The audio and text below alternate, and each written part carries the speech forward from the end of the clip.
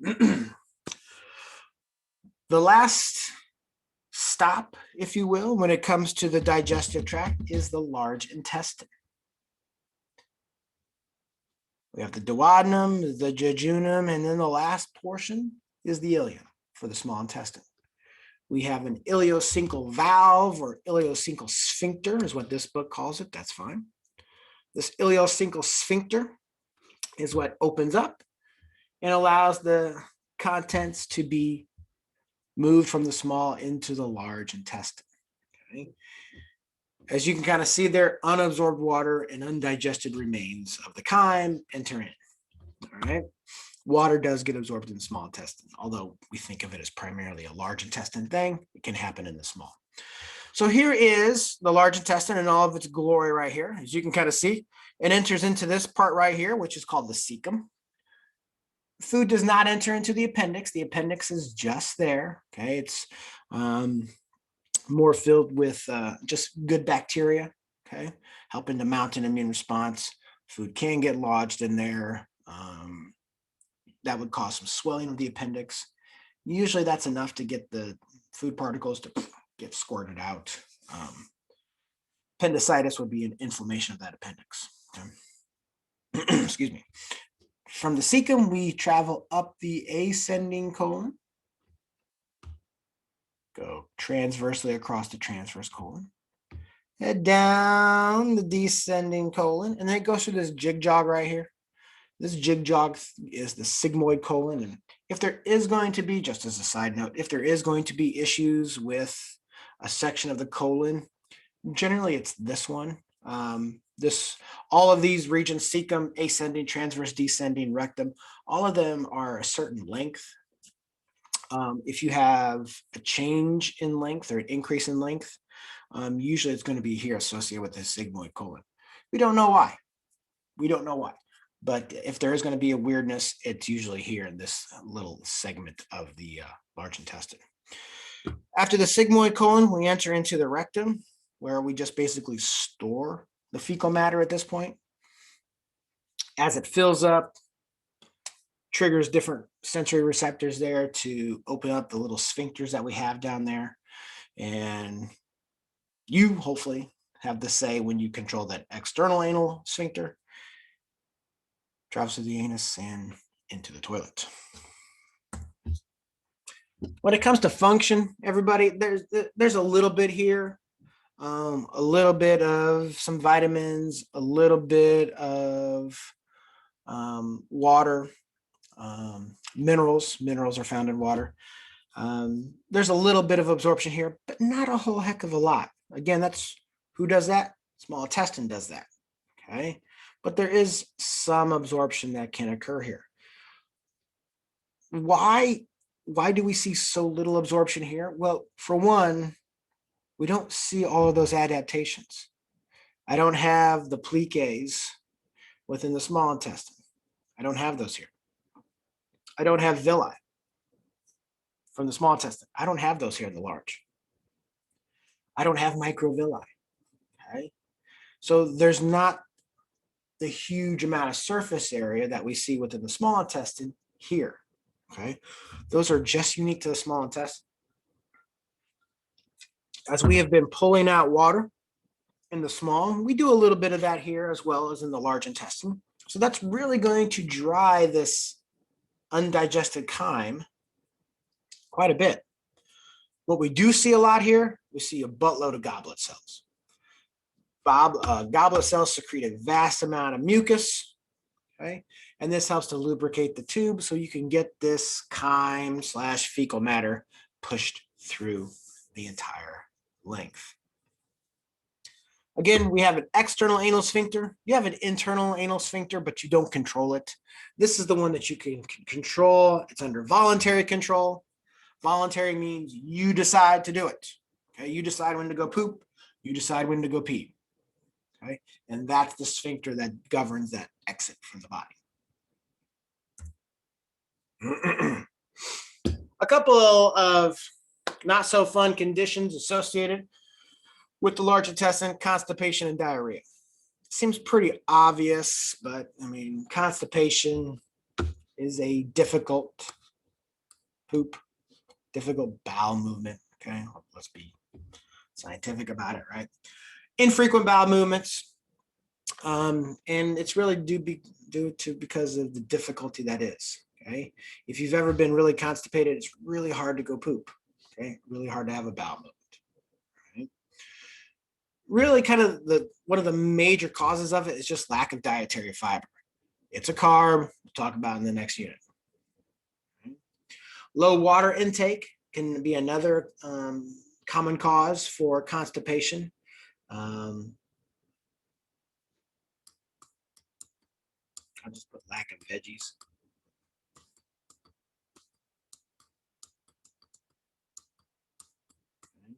Again, fiber is really important when it comes to intestinal health. Anxiety, depression, they can do that as well. It's unique. Anxiety, depression can also be some contributing factors for diarrhea as well. But you see a lot more with constipation. Diarrhea, I think we have all experienced constipation. We've all experienced diarrhea. If you haven't lived, okay? Diarrhea is frequent bowel movements, very watery bowel movement, okay? This is where, for whatever reason, bacterial, viral, whatever the case may be, some kind of irritant has agitated the digestive tract and the small intestine, and that has sped it up. If I speed it up, I don't absorb stuff properly. So diarrhea can lead to some pretty severe malnutrition if you don't get it handled quickly, especially for an infant, especially for children, okay? They're losing all of that water at a very fast pace. If they don't get more water back in, get more minerals back in, that can throw off their pH dramatically, and that can affect the functionality of organs and the most important one, the brain. Another fun condition associated down here with the large intestine, specifically within the rectum, and this is a fantastic picture showing that bottommost portion there of the rectum and anus, is a hemorrhoid. And as you can see, a hemorrhoid is just a dilated, tortuous vein. Okay? It's swollen. Inside your veins, you have valves. Okay? And these valves prevent blood from going backwards through the venous side of the circulatory system. And if you bear down and put a lot of pressure into your bowel movements at this point, you can cause a lot of force down there, and you can take that valve and you can stretch it out, blow it out. Okay, so now the valve doesn't close, it stays open, and blood pools up. Spider veins in your legs. That's generally what people think of. Okay, that is a valve that's become non-functional. All right, the blood backs up in the system. Well, I mean, where do you see spider veins? In the legs. Okay, they're down there and they got to push up against gravity. This is at the bottom, right? This is your bottom. So when you're sitting down, I mean, blood's going to sit there and pool up, and it's going to have a difficult time rising back up. If you have a swollen varicose vein, a hemorrhoid, there you can kind of see it can expand into that anal canal. So every time as you push out that fecal matter, it's going to rub up against it. It's painful. It is really painful if you've ever had it. And depending upon where your hemorrhoid is, you can have an internal hemorrhoid, you can have an external hemorrhoid. If it's external in the stool, you'll notice your stool will be more red as it's bleeding. You can take a bowel movement. Okay. If it's more internal, so if it's more up in here, okay, if you get a hemorrhoid more up in here, it'll appear more black and tarry. So your stool will be more tarry looking. So if you are somebody who does have hemorrhoids, and that's the difference between if you've had red, external, tar, internal hemorrhoid. So just some subtle differences between those two. How would you get rid of that? Get rid of your pressure. Okay, stop straining, especially when you go to the bathroom. Eating fiber will help to alleviate that quite a bit. You can do a sitz bath, S-I-T-Z. A sitz bath is where you just sit in a little bit of water, just enough to cover your rectum there, your anus. You could put some stuff to help relax it and whatnot in it, some mineral salts and whatnot in it.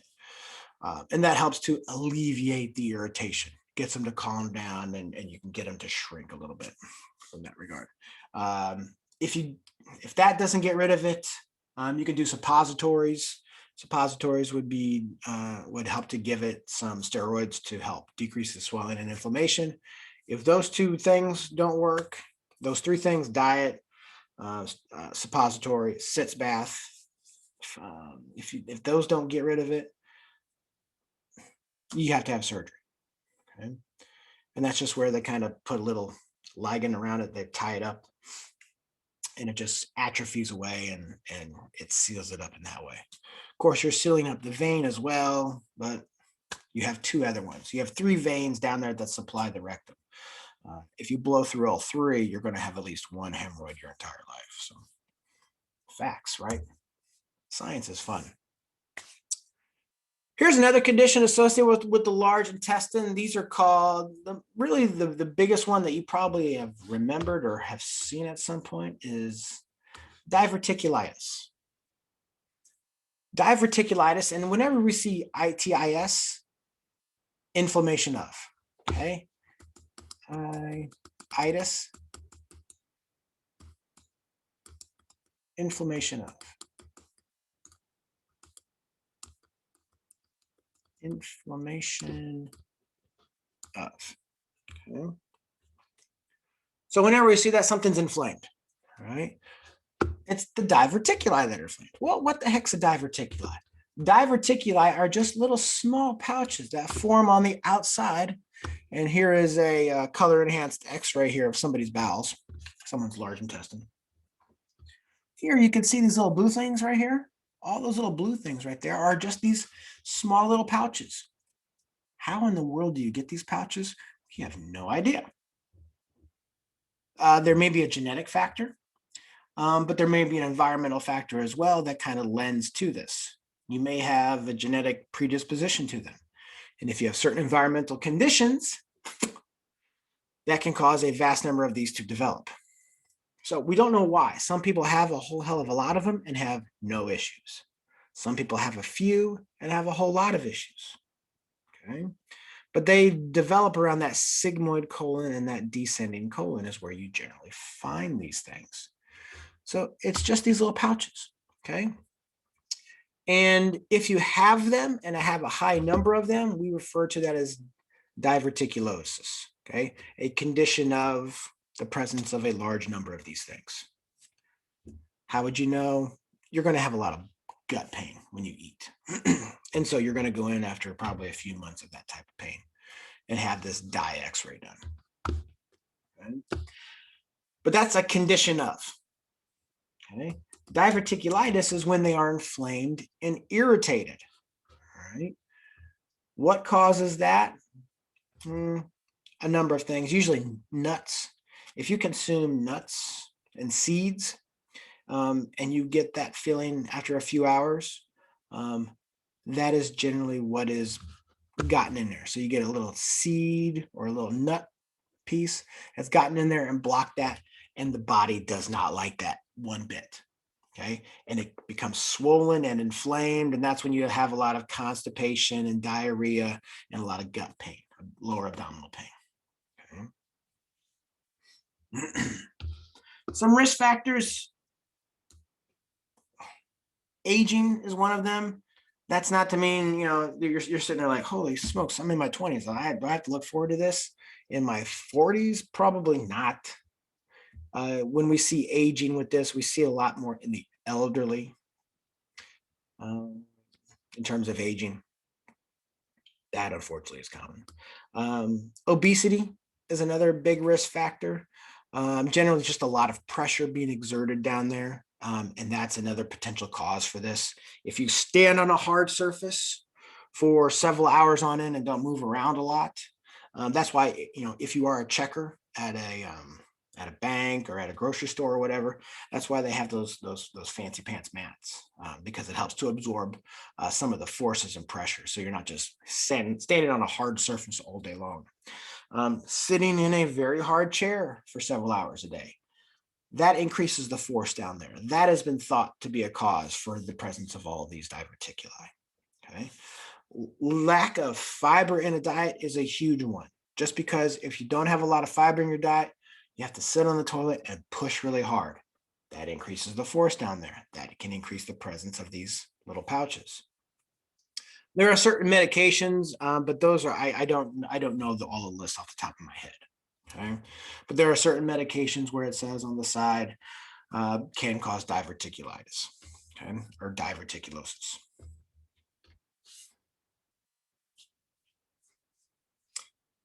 Two conditions that get interchanged a lot of times is irritable bowel syndrome, or just called irritable bowel a lot of times. You'll just hear it. And inflammatory bowel disease, irritable bowel and inflammatory bowel disease. Most people think these are basically the same thing, okay? But we don't actually know, okay? There are some subtle differences between these here, and I'll kind of point those out as I kind of go back and forth here. But with irritable bowel or irritable bowel syndrome, you get a lot of cramping and a lot of weird bowel function, okay? Abnormal bowel function. It could be constipation sometimes. Sometimes it could be diarrhea. But it alternate. It could be, it could be diarrhea at the start of the day and constipation by the end of the day. Okay. There's no rhyme or reason to it. Right. The cause is unknown. The cause is unknown. It could be due to aging. With aging comes a little bit more anxiety. There's a lot of other factors that happen with aging, and we'll kind of look at that at the end of the semester. But for IBS, we don't know why. For some people, it is milk. For some people, it is caffeine. For some people, it's cabbage. Cabbage, I know. Those are three products that, soda. None of those are really connected. Okay. IBS tends to happen more so in women than men. And that just could be because maybe they have to women deal more with stuff. Dudes just don't. Okay. We are fantastic at ignoring things. All right. As men. But women are more likely to be much more in tune with different things, taking on a lot of different responsibilities a lot of times. So they're going to have a lot more issues, anxiety, just a lot more stress compared to men. We're just not like that. We're just not wired like that. Okay? That's why women are a lot better than us. All right. What can you do? Eliminate that thing. If every time you go to your friend's house and you drink milk, get rid of milk.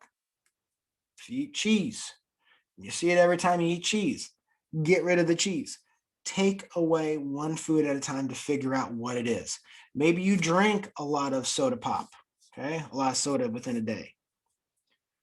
Getting rid of that. Don't get rid of it cold turkey because you're not going to be effective at it, but reducing the amount and seeing if that is the trigger.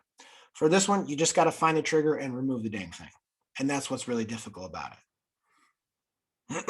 Because it can be several hours and you've consumed a lot of different foods by then. And so it's hard to kind of figure out which one specifically it is. That's why it takes really a long time to kind of figure out. and then ultimately diagnose, because it takes such a long time to figure out what the heck is wrong with you. With irritable bowel disease, now I'm getting an immune response. I have some kind of obvious disease process occurring here, happening. All right. I'm getting ulcers formed. No, it's just my stomach cramps up and I have diarrhea, or my stomach cramps up and I have constipation. I don't see any words there to say damage to tissues. I don't have any words there that say an immune response where the body is attacking itself. I don't see anything there. And you don't see that with IBS. You don't see that with IBS. It's some kind of irritant that's wreaking havoc, but there's no damage. With irritable bowel disease, or I'm sorry, with inflammatory bowel disease, now we're seeing damage. Now we're seeing an immune response, okay? And when I say immune response, the body is attacking itself. Its own white blood cells are attacking normal tissue. There are a whole host of various different things that we think. There is a genetic component to it. There is environmental. Okay. So there's a lot of causes. I mean, genetic and environment, environmental. Okay. Anxiety. Certain types of foods. I mean, these certain types of foods here can cause inflammation. I mean, it's in the name. But this inflammation leads to destruction. Okay. IBS, irritation, and then annoyance. I'm cramping up. Here, I'm getting inflammation, but now I'm having a disease process where I'm either causing ulcerations. Not good, because of so much swelling happening, so much swelling, so much inflammation. Okay. Crohn's disease, the body attacks itself. Okay, it's an autoimmune condition.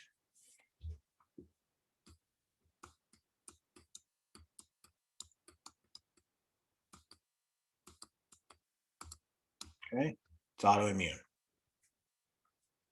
If it's severe enough, you have to get rid of it. Okay? If there's so much damage, you have to resect, cut out the dead portion of the bowels. And obviously you don't want that. Whenever you have to say, I got to cut your bowels, that's the colostomy bag. Okay. Whenever you start cutting around those things, the large intestine, that's generally never a very good outcome. I mean, you're alive, so I guess that's good, but it's not convenient.